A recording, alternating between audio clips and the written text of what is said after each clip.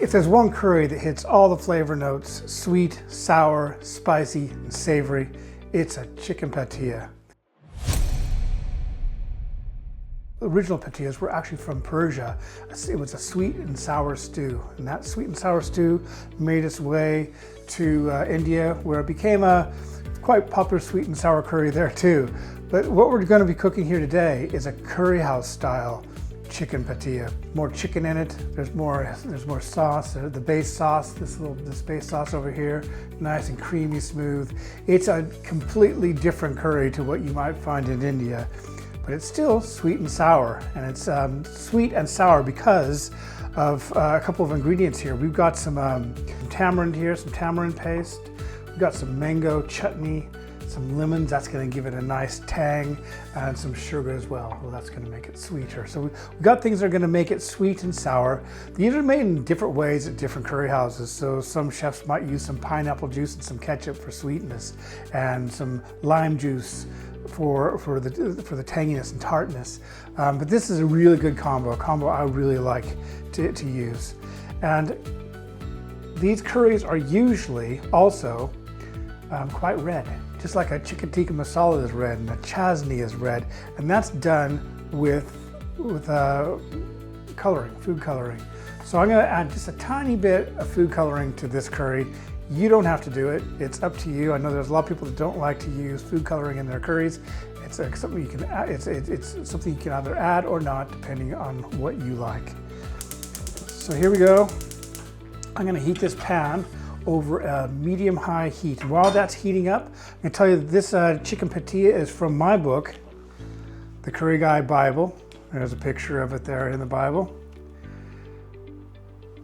And the only difference between what I'm making today and what's in the Bible is that I'm going to be making this to serve 1 to 2 people. So it's a curry house portion, whereas in my book, I make it for a family portion to serve 4 people.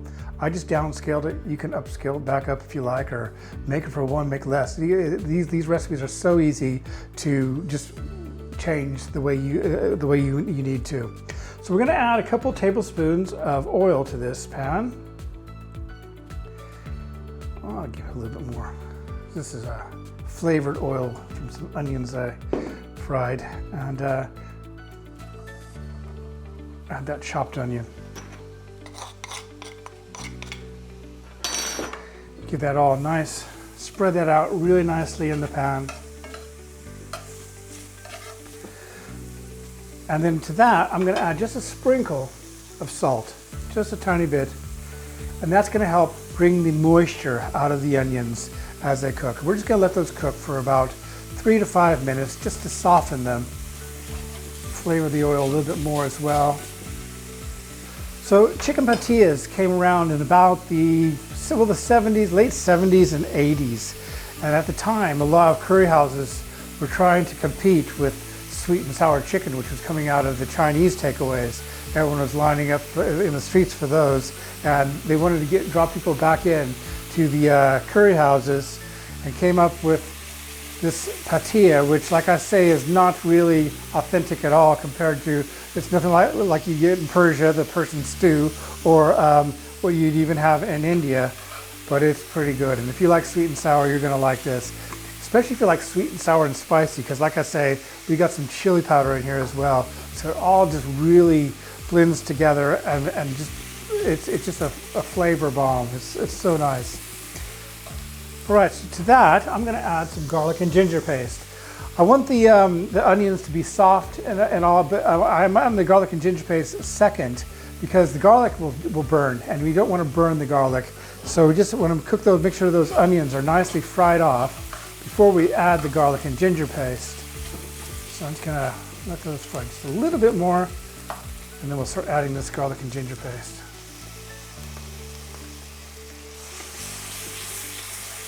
Just like that. And all we're gonna do is we're going to cook this garlic and ginger paste for about 30 seconds, just to cook out the rawness. It'll mellow the garlic, it'll mellow the ginger, and just really bring the whole curry together. So it's not really it's not really pungent, but more of just a back flavor of it. All right, to that, I'm going to add about a teaspoon and a half of Kashmiri chili powder and some, this is mixed powder. So this is a curry house style curry powder. You can make it, the recipe's in my book, it's also on my blog. But if you don't have it or if you don't want to make it, you can just use a Madras curry powder. I'm just going to add that in there now. There we are. And just coat those onions with it. Now, as we don't want to burn these spices, we're going to add this tomato puree to it. Just give that a nice stir around in the pan.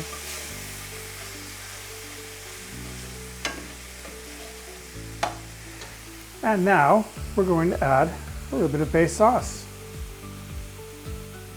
This is the magic ingredient. This base sauce is what makes a curry house style curry a curry house style curry. It's that smooth sauce that everyone loves when they go out for a curry. Just adding a little tiny bit now. I'll probably end up adding a little bit more. Although my books and my blog tell you how much curry base sauce to put into your curries, it's really down to you. If your pan's looking dry, add a little bit more sauce. If it's looking too saucy, let it cook down. It'll come out perfectly. Just use your eyes, it'll come out perfectly every time. To this, I'm going to add a little bit of this tamarind. It's tamarind concentrate. That'll give it a nice tart, tangy flavor. And some of this mango chutney. I'm going to stir that in nicely like that. And this is one of those things, it's sweet and sour, so you want to make sure this tastes exactly as you want it. So use my recipes as a guide, but make sure you pick up a spoon and try it and decide, do I want to have a little bit more tangy flavor to it, or do I want some more sweetness? I'm going to add a little bit of sugar. I'm not really fond of sweet things, but I know I'm going to need a little bit there, so I got some little bit more sugar there. The lemon juice we'll add later to it, because that kind of tends to cook out quite quickly and you don't get as much flavor if you add it now. If you look closely to the pan here, you'll see that it's this sauce is kind of clinging to the side. That's caramelizing to the side there. And you just want to scrape that off right back into the sauce. And that's flavor. You want that flavor, believe me. Very nice. To this, I'm going to add the chicken. And another good thing about when you're cooking for yourself, you can add a lot more chicken than you get when you go out. There we are. So that's tandoori chicken tikka, which I cooked in my air fryer. You can cook it on a barbecue. You can cook it in your stove. You can even pan fry it. I got lots of recipes for that in my books and on my blog. This is looking really nice now. Okay, so this is the color. If you look at this now, that's the color you get when you just cook this curry as it's meant to be. But most people out there expect it to be a bit red. So I'm going to make it a bit red for you. I always get people saying, why are you adding that? It's bad for you. Well, I just did. Because it's not that bad for you and it looks good. But if you don't want to add it, don't. It'll look a lot more like a pathia if you do add it. There we are. That's looking so good now. A little bit more base. And now we're going to add the lemon juice.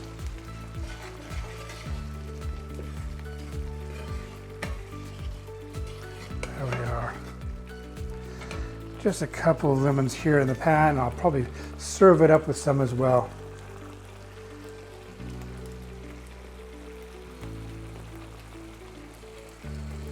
Really nice. Just check that out. And I'm going to give this a nice taste as well. Actually, I'm going to add some salt first. I know I'm going to need some salt, so I may as well add it now. There we are.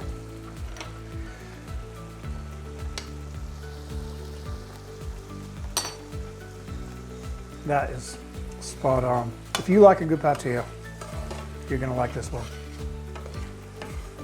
I promise. Look at that. It doesn't need any more sourness. It doesn't need any more sweetness.